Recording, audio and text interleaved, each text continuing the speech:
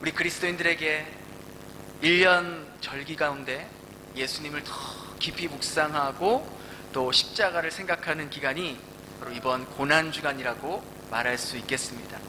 특별히 고난주간 중에서도 오늘은 예수님께서 십자가에 못 박히심과 죽음을 기념하는 거룩하고 성스러운 날이기도 합니다. 예수님께서 십자가를 지시기 위해 예루살렘에 입성하셔서 한 주간을 쭉 월화수목 보내시다가 목요일 밤에 잡히셔서 불의한 재판을 받으시고 금요일 아주 오전 일찍부터 부당한 재판과 또 채찍질을 당하시고 결국 십자가형을 선고받고 골고다 언덕으로 올라가셨던 것이죠. 예수님은 그렇게 금요일 오전 9시부터 매달려서 오후 3시에 숨을 거두게 되셨습니다. 그래서 전통적인 교회는 오래전부터 이 고난주간의 금요일을 지정해서 예수님의 고난과 십자가에서 죽으심을 기억하며 이렇게 함께 모여 예배를 드렸던 것입니다. 그래서 이 날을 우리는 성금요일이라고 말합니다. 굿 프라이데이라고도 하죠. 예수님의 고난과 죽음을 기억하는 이 날을 굿 프라이데이라고 하는 이유는 비록 예수님께서 십자가에서 고통받으시고 고난받으시고 죽으셨지만 이 죽음으로 인해 모든 사람들의 죄가 용서받는 길이 생겼고 죄로 인해서 하나님께로 갈 수 없었던, 하나님께로 갈 수 있는 길이 막혀 있었던 우리들이 다시 바로 이 예수님을 통하여 예수님을 힘입어 하나님께로 나아갈 수 있는 길이 열리게 되었기 때문에 우리는 굿 프라이데이라고 말하는 겁니다. 우리는 이번 한 달 동안 사복음서를 통독하고 있죠. 잘하고 계시죠? 그리고 내일 이제 요한복음의 마지막 부분까지 보면 이제 드디어 사복음서를 모두 다 우리는 읽게 됩니다. 복음서를 보면 한결같이 이 마지막 부분에 예수님이 당하신 고난의 모습과 십자가의 죽음이 아주 집중적으로 기록이 되어 있습니다. 복음서에 기록된 예수님의 고통은 정말 말로 표현할 수 없을 정도로 심한 고통을 당하고 계십니다. 그런데 예수님의 이런 고통의 모습은요, 복음서에만 기록된 것이 아니라 예수님이 십자가에 달리시기 이미 1000년 전에 다윗이 성령의 감동으로 인해서 메시아의 고난, 예수님이 어떤 고난과 어떤 수치와 어떤 죽음을 당하게 될지 바로 이 시편 22편에 기록하고 있다는 것입니다. 그래서 오늘은 다윗의 시를 통해서 예수님이 어떤 고난과 죽음을 당하셨는지 묵상해 보려 합니다. 우리 22장 1절을 다시 한번 같이 읽겠습니다. 시작. 내 하나님이여, 내 하나님이여, 어찌 나를 버리셨나이까?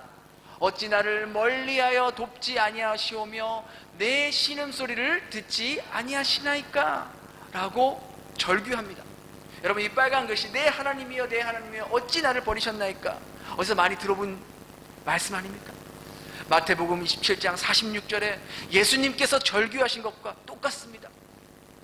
나의 하나님, 나의 하나님, 어찌하여 나를 버리셨나이까? 이것을 통해 우리가 알 수 있는 것은 예수님은요, 버림의 대상이 되셨다는 거예요. 먼저는 하나님으로부터 버림을 받았습니다. 나의 하나님, 나의 하나님, 어찌하여 나를 버리셨나이까? 태초부터 지금까지 단 한 번도 하나님 아버지와 단절된 적이 없으셨던 예수님, 늘 예수님과 하나가 되었고 함께 하셨고 늘 예수님의 기도에 응답하셨던 그 하나님께서 아주 결정적인 순간에, 예수님이 가장 고통스러워 하시는 그 순간에, 하나님 아버지의 도움이 절실하게 필요했던 그 순간에 하나님 아버지는 예수님과 함께 하지 않으셨다는 것이죠. 죽음의 고통 속에서 부르짖는 그 아들의 절규에 하나님은 끝내 침묵하시고 개입하시지 않으셨다는 거예요. 다윗은 2절에 이렇게 이야기합니다. 우리 2절 한번 같이 읽어볼까요? 시작. 내 하나님이여, 내가 낮에도 부르짖고 밤에도 잠잠하지 아니하오나 응답하지 아니하시나이다. 이렇게 절규합니다. 이렇게 절규하고 이렇게 호소하고 이렇게 부르짖으면 누군가 다가와야 하고 누군가가 응답이 있어야 하는데 아무도 도와주거나 찾는 사람이 없습니다. 예수님께서요, 제자들에게 너희가 하나님 아버지께 간절히 부르짖으면 아버지께서 응답하시지 않겠냐?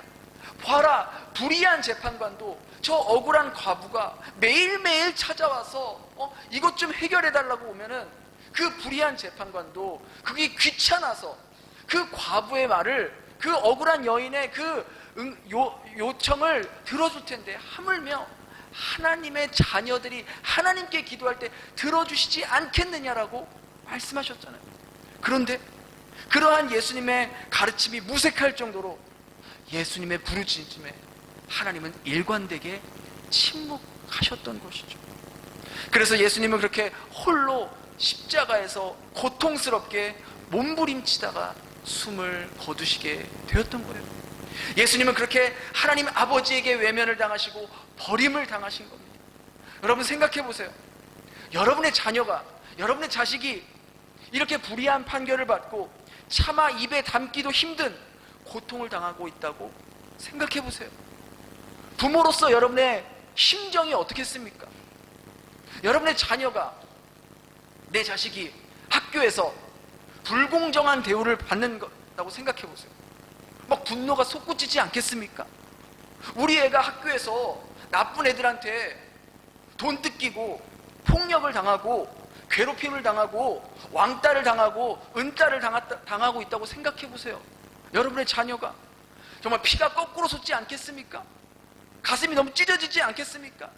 당장이라도 그 학교 찾아가서 우리 아이 괴롭히는, 돈 뜯어내는 그 애들 만나서, 그 부모 만나서 사과를 요청하지 않겠습니까? 아니, 어느 부모가 자기 자녀가 깡패 불량배들에게 괴롭힘 당하고 죽도록 맞고 있는데 보고만 있을 부모가 어디 있겠냐는 거예요. 자기가 대신 맞으면 맞았지 뛰어들지 않겠습니까? 그런데 하나님은 그런 불량배 깡패보다도 더한 자들의 손에 의해서 아들이 죽도록 맞고, 그것도 모자라 이제 진짜 죽이려고 하는 그 모습을 그대로 보고만 있어야 하는 그 하나님 아버지의 마음이 어떠했을지 여러분 생각해 보셨습니까? 아버지, 저 좀 살려주세요. 제가 죽을 것 같아요. 아버지, 어디 계세요?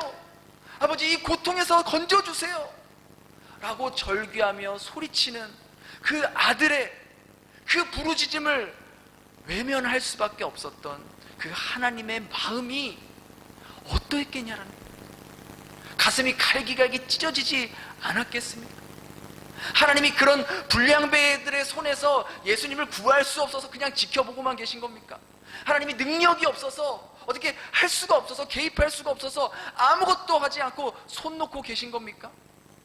얼마든지 말 한마디면 거기 있는 모든 자들이 벼락을 맞든 불을 맞든 지진이 나든 다 순식간에 정말 먼지같이 사라지지 않겠습니까?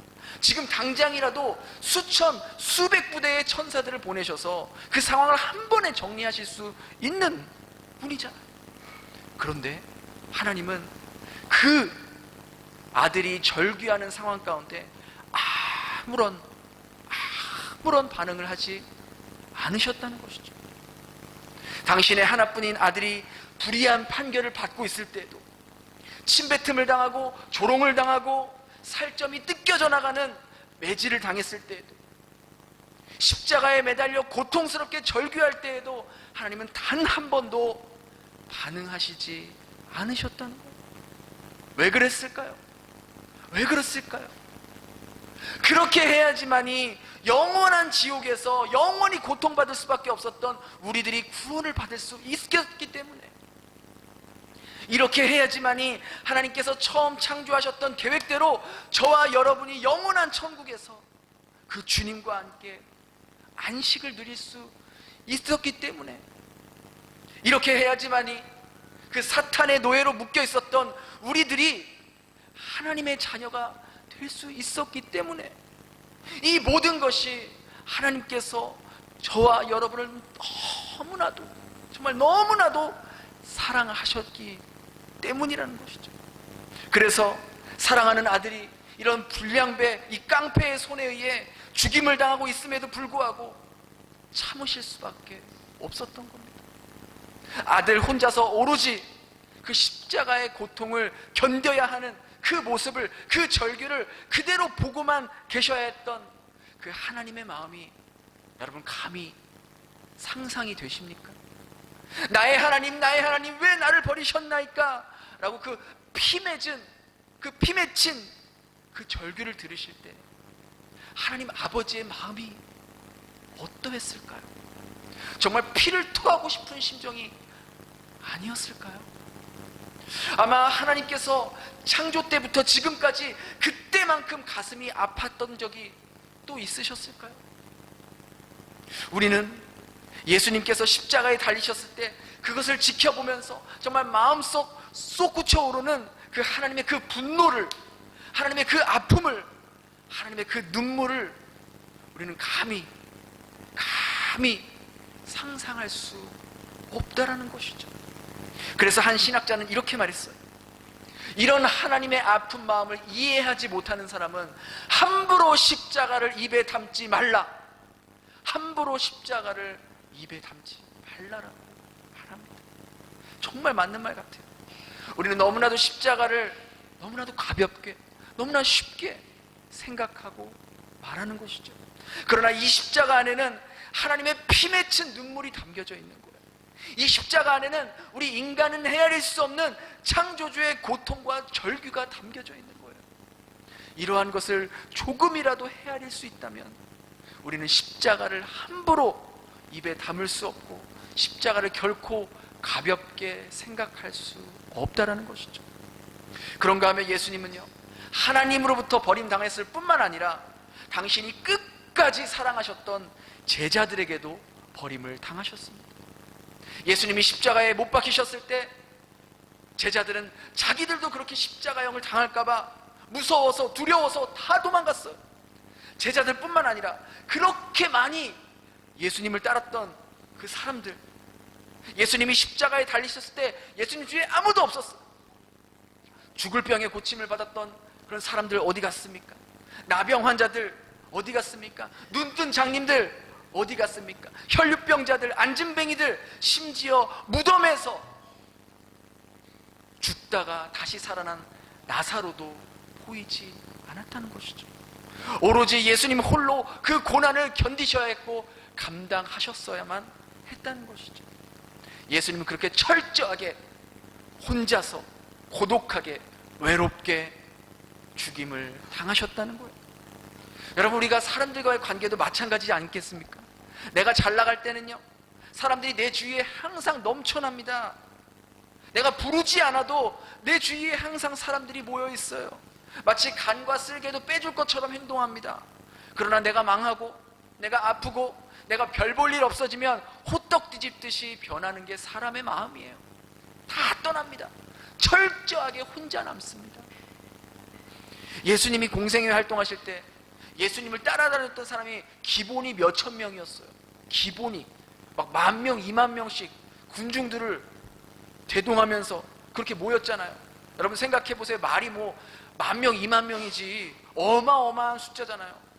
내가 예수님을 위해서, 내가 주님을 위해서 목숨도 바치겠습니다. 내가 주를 위해 어디든지 가겠습니다 라고 호언장담했던 베드로 역시 몇 시간도 채 안 돼서 난 그런 사람 몰라요, 나 정말 몰라요 하고 저주까지 하면서 배신했어요. 다른 제자들 역시 걸음 하나 살려라 하고 다 도망갔어요. 그런 측면에서 엄밀히 표현하자면 예수님은 고난을 당하신 것이 아니라 버림을 받았다라는 표현이 더 정확한 표현일 겁니다. 버림받았다는 말은요, 고난받았다는 말보다 더 심한 표현이에요. 여러분 생각해 보세요. 어떤 집 자녀가 있어요. 근데 그 자녀의 부모가 매를 혼을 내고 때리고 학대하고 뭐 밥도 안 주고 막 그렇게 괴롭힙니다.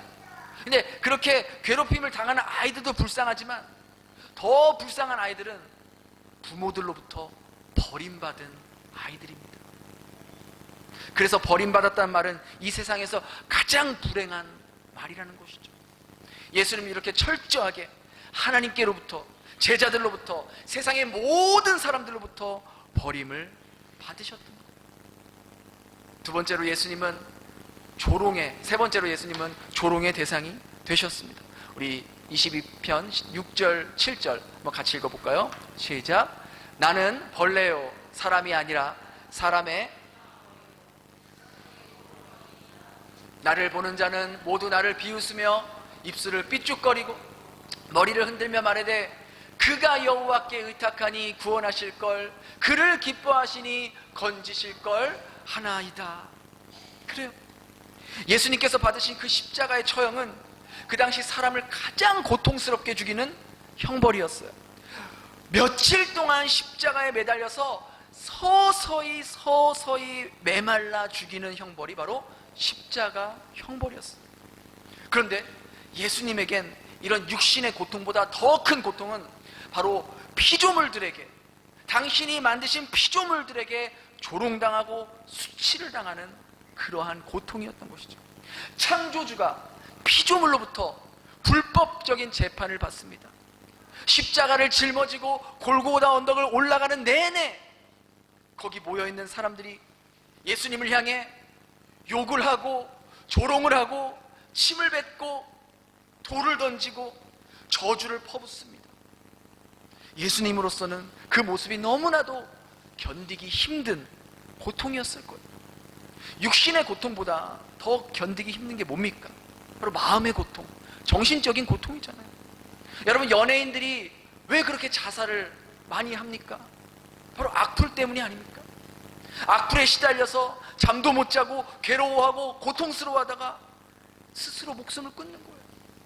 오죽 마음이 고통스러웠으면, 오죽 견디기 힘들었으면 인생을 끝내려고까지 생각을 했겠습니까? 여러분, 우리가 아이를 키울 때도 어린아이 때는 아이들 뒤치다꺼리 하느라고 우리가 피곤하잖아요. 육신적으로 피곤하지만 이제 아이가 중학생, 고등학생이 되면 어때요? 육신적으로 해주는 건 별로 없어요. 육신적으로는 힘든 것은 줄어들지만 어때요? 정신적으로, 마음적으로 힘들고 상처받는 경우들이 얼마나 많습니까? 많은 부모들이 자녀들과의 관계에서 이 정서적인, 심적인 고통 때문에 얼마나 힘들어합니까? 아이가 엄마를 무시하고 아빠에게 대드는 모습을 보면 여러분 어떠세요? 아, 얘가 사춘기구나, 그렇게 생각하세요? 피가 거꾸로 솟죠. 진짜 여기서는 욕을 못하지만 이 자식이 버릇없이 엄마한테 그게 엄마한테 할 말이야? 아빠한테 할 말이야? 우리는 피가 거꾸로 솟는다고. 여러분, 육신적인 고통은요, 우리가 자고 일어나면 대부분 사라져요. 근데 마음의 고통은 어떻습니까? 자고 일어나도 여전히 남아있어요. 그래서 정말 칼로 찌르는 고통보다 말로 찌르는 고통의 흉터가 더 오래 남잖아요. 예수님도 그 십자가 위에서 정신적인 고통, 심적인 고통이 더욱더 괴로웠을 거예요.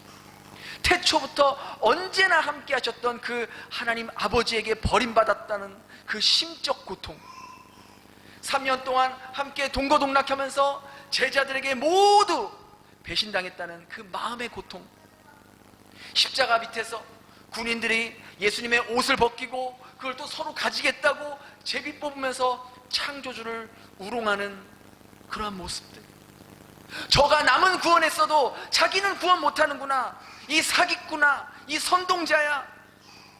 심지어 옆에 매달려있던, 자기랑 똑같이 매달려있던 그 강도도 모욕했잖아요. 네가 메시아야? 네가 그리스도야? 그럼 당장 나를 이 십자가에서 내려오게 해봐. 그럼 내가 믿을게. 라고 강도에게까지 치욕을 당하셨어야 했잖아요. 이것은 조롱의 극치이고 정말 모욕의 절정이라는 거예요. 그리고 가장 수치스러운 게 뭔지 아세요? 바로 십자가형을 받는 자들은요, 모두 다 알몸으로 십자가형을 받게 되어 있어요. 후대의 화가들이 어떻게 신성한 예수님의 몸을 알몸으로 그릴 수 있냐라 해서 속옷을 입힌 것처럼 그려놓았지만, 실제 예수님은 알몸으로 시루라기 하나 걸치지 않은 채로 십자가에 들려서 수많은 사람들 앞에서 창조주가 그렇게 모욕과 수치와 조롱을 당했던 거예요. 이게 얼마나 수치스러운 형벌입니까? 하나님이신 예수님이 당신이 만드신 인간들에게 이렇게까지 모욕과 조롱과 수치를 당하셔야만 했다는 거예요. 창조주가 피조물에게 이게 말이 됩니까? 이게 이해가 됩니까? 우리는 정말 이런 고통을 감히 상상할 수가 없어요. 그렇게 예수님은 인간이 당할 수 있는 가장 극도의 고통과 수치와 모멸감과 조롱을 모두 홀로 견뎌내서야만 했다는 것이죠.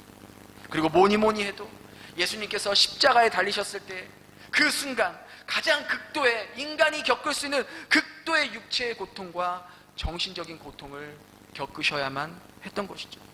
아까도 말씀드린 대로 이 십자가형은 사람을 십자가에 매달아서 피를 말려 죽이는 사형법이에요.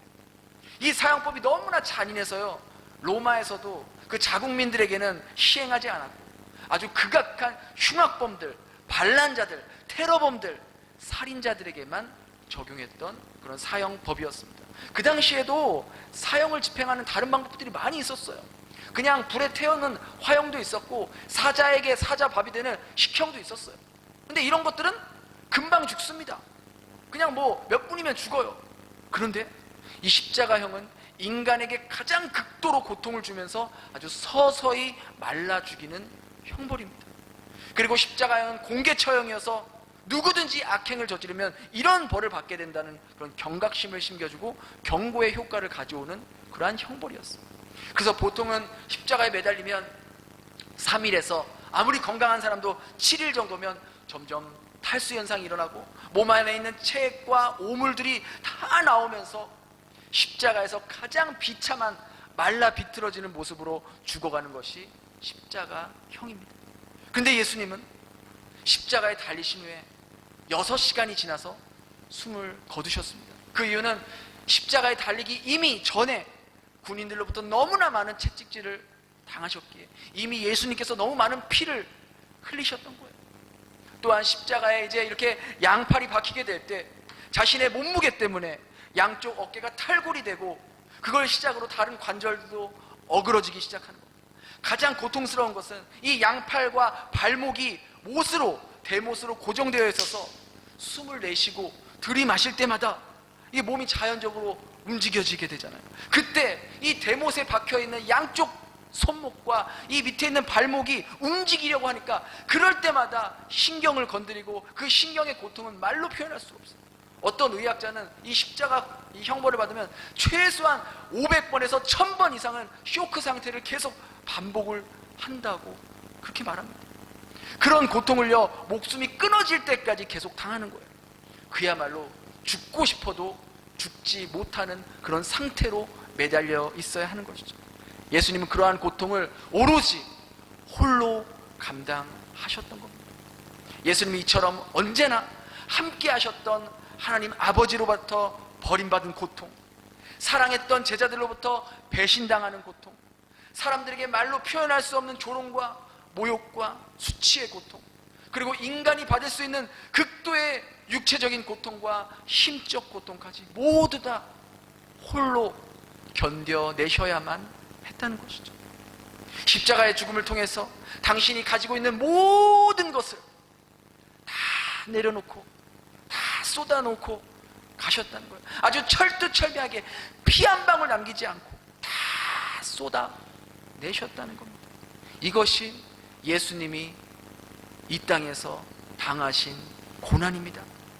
그런데 성경은 이런 예수님의 말로 표현할 수 없는 이 버림받음과 이 수치와 고통과 이 모욕과 이런 모든 것들이 바로 저와 여러분 때문이라고 결론을 짓습니다. 우리 이사야 53장 5절을 공동번역으로 한번 같이 읽어보겠습니다. 시작. 그를 찌른 것은 우리의 반역죄요, 그것을 으스러뜨린 것은 우리의 악행이었다. 그 몸에 채찍을 맞음으로 우리를 성하게 해주었고 그 몸에 상처를 입음으로 우리의 병을 고쳐주었구나. 예수님께서 머리에 쓰신 그 가시면류관은 우리가 생각으로, 우리가 머리로 지은 수많은 죄악들 때문이요, 예수님의 양쪽의 손목에 대못이 박힌 이유는 우리가 그동안 손으로 행했던 모든 죄악들 때문이었고, 예수님의 양쪽 발목에 못이 박힌 이유는 우리가 죄악을 즐기며 죄를 짓기 위해 다녔던 우리의 발걸음이 때문이었고, 예수님께서 옆구리에 창을 찔려 죽으셔야 했던 이유는 우리가 마음으로 우리가 예수님을 거부하고 온갖 죄악들을 품고 살았던 우리의 완악한 모습 때문이었다는 것이죠. 이것이 예수님이 당하신 십자가 고난의 이유라는 것입니다. 그래서 성경은 이 땅에 어느 것에도 구원받을 길이 없다라고 분명하게 말하고 있는 것이죠. 지금까지 사람들은요, 구원을 받기 위해 수단과 방법을 가리지 않았어요. 어떤 사람은 고행을 하기도 하고 자기 몸을 스스로 학대를 하기도 하고 종교 행위도 해보고 선행도 해보았지만, 심지어 유대인들처럼 율법을 지킴으로써 구원을 받아보려고 했어요. 그러나 그렇게 행하면 행할수록 오히려 구원과는 더 멀어지는 모습을 보게 된다는 것이죠. 사람들은 말합니다. 기독교는 배타적이에요. 기독교는 편협해요. 기독교는 자기들에게만 구원이 있다 그래요. 다른 종교를 인정할 줄 몰라요. 다양성을 무시해요. 자기들만 하는 아주 이기적인 집단이에요. 그러나 여러분, 이것은 편협한 것이 아닙니다. 이것은 배타적인 것이 아닙니다. 이건 무시하는 것이 아닙니다. 구원의 문제는 타협할 수가 없는 문제이기 때문이에요. 여러분 생각해 보세요. 병원에서 죽어가는 환자가 있어요. 지금 당장 수혈을 하지 않으면 그 환자는 죽게 됩니다. 근데 이 환자의 혈액형이 뭐 B형이라고 쳐봐요. 그럼 어떤 피를 수혈받아야겠어요? B형 피를 수혈받아야 돼요. 거기에다가 A형이나 다른 피를 넣었다가는 장기 기관들과 항체에서 거부 반응이 일어나서 죽게 될 수도 있다고요. 근데 거기다가 지금 피가 없으니 일단 아무 피나 넣어봐. 일단은 이거라도 넣어보자. 피라고 다 똑같은 피가 피겠습니까? 그러다가 사람이 죽는 거예요. 구원의 문제도 이와 같은 거예요. 다른 걸로 타협할 수가 없어요. 다른 걸로 대체할 수가 없는 거예요. 오직 이 십자가를 통해서만 구원의 길이 있는 거예요. 예수님을 통해서만 영원한 생명을 얻을 수 있는 거예요. 그래서 예수님 뭐라고 말씀하셨어요? 나는 길이요 진리요 생명이니 나로 말미암지 않고는 아버지께로 올 자가 없느니라라고 그렇게 예수님께서 말씀하신 거예요. 영원한 지옥에서 들어갈 수밖에 없는 나를 위해서 예수님이 그 지옥 같은 고난과 고통과 치욕을 나 대신 당하신 거예요. 그래서 다른 길이 없다고 말하는 거예요. 이것은 배타적이거나 편협적인 게 아니야. 오히려 인간이 할 수 없는 것을 우리 예수님께서 길을 열어주시고 방법을 만들어 주신 겁니다. 그래서 오늘 우리는 이 십자가의 고난과 십자가가 가지고 있는 깊은 의미를 묵상하고 생각할 수 있어야 해요. 그래야 내가 어떻게 구원을 받았고 내가 어떤 은혜를 입었는지를 되새겨볼 수 있는 겁니다. 너무나도 바쁜 나머지 하루하루 살면서 먹고 마시고 이 땅의 것만 마음에 두면서 산 나머지 많은 경우 십자가의 이야기를 들어도 십자가에 대한 설교를 들어도 별 감흥도 없고 십자가를 찬양해도 감격도 없고 감동도 없는 그런 감격이 사라진 지 너무나 오래되지 않으셨습니까? 만일 그렇다면 오늘 이 시간 그 십자가가 바로 나를 위한 십자가였다는 것을 나같이 여전히 주님의 사랑을 깨닫지 못하고 언제나 이 땅의 것만 바라보며 사는 나 같은 자를 위해서 하나님께서 그 아들의 절규 소리를 외면하셔야 됐고 가슴이 찢어지고 피를 토하는 심정으로 아들의 고통을 바라보셔야만 했던 그 심정이 느껴질 수 있도록 우리 그렇게 기도했으면 좋겠습니다. 예수님께서 철저하게 하나님으로부터 고통당하시고 버림당하시고 이 땅에서 사랑하는 사람들에게 배신당하시고 수많은 사람들에게 그 피조물들에게 모욕과 수치와 조롱과 멸시를 당했던 그 바로 그것이 바로 나 때문이라는 것을 죄를 죄로 깨닫지 못하고 은혜로 깨닫지 못하는 바로 나 같은 무지한 자를 위해 그 고통과 죽음을 당하셔야 했다는 것을 기억할 수 있길 바랍니다. 우리 시간 그렇게 주님의 십자가를 기억하며 기도했으면 좋겠습니다. 나 같은 죄인 중에 죄인을 살리시기 위해 예수님이 받으셔야 했던 그 고통과 고난을 또한 그 아들의 절규 소리를 들으시고 견디셔야만 했던, 살려달라고 도와달라고 부르짖은 그 절규의 소리를 듣고 피를 토하는 심정으로 참으셔야만 했던 그 하나님의 마음이, 그 하나님의 심정이 조금이라도 1%라도 느껴질 수 있게 해달라고. 이것이 다름 아닌 바로 나를 살리기 위한 죽음이셨다는 것을 가슴 깊이 새겨질 수 있게 해달라고 우리 이 시간 그렇게 함께 같이 기도하도록 하겠습니다. 우리 함께 기도합니다.